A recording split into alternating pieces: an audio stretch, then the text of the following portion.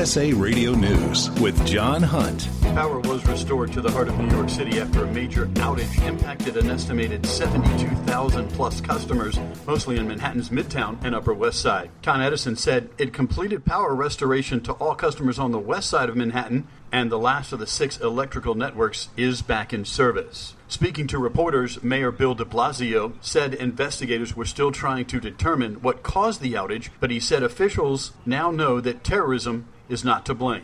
The investigation is going to look at the root cause, but I want to say up front, the one thing that we are as certain as we can be at this moment about is this was not a cyber attack, and this was not an act of physical terrorism. Federal authorities have confirmed there was no evidence whatsoever of nefarious activity in that situation. Listen to us online at usaradio.com. This is USA Radio News.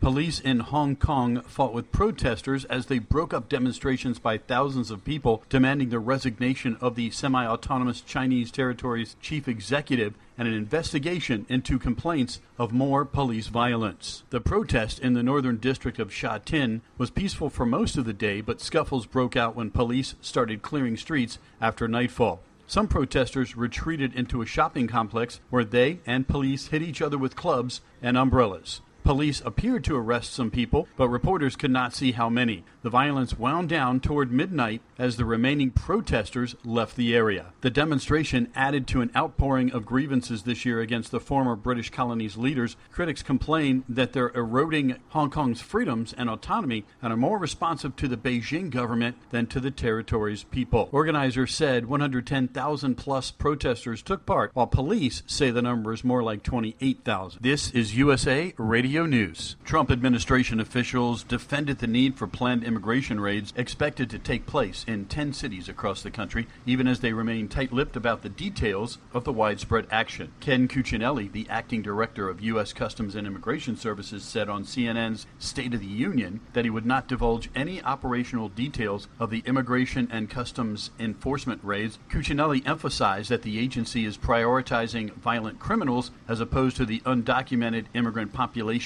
in general. While it was unclear whether the planned raids were underway in certain cities, New York City Mayor Bill de Blasio tweeted that his office received reports of, quote, reportedly unsuccessful ICE enforcement actions in the neighborhoods of Harlem and Sunset Park. Volunteers handed out flyers in those neighborhoods, and de Blasio's office put out this public service announcement playing on radio stations throughout New York. Immigrant New Yorkers, you have rights if you're approached by ICE. You have rights in your home. You have rights on the street or in public. You have rights if you are arrested by ICE. For free and confidential immigration help, call Action NYC at 1-800-354-0365. Meanwhile, community organizations began to make preparations in other cities for the expected raids. In Houston, a string of churches opened their doors for anyone wanting to take refuge. The churches also assembled supplies to deliver to families too afraid to leave their residences for groceries or other necessities. For USA Radio News, I'm John Hunt.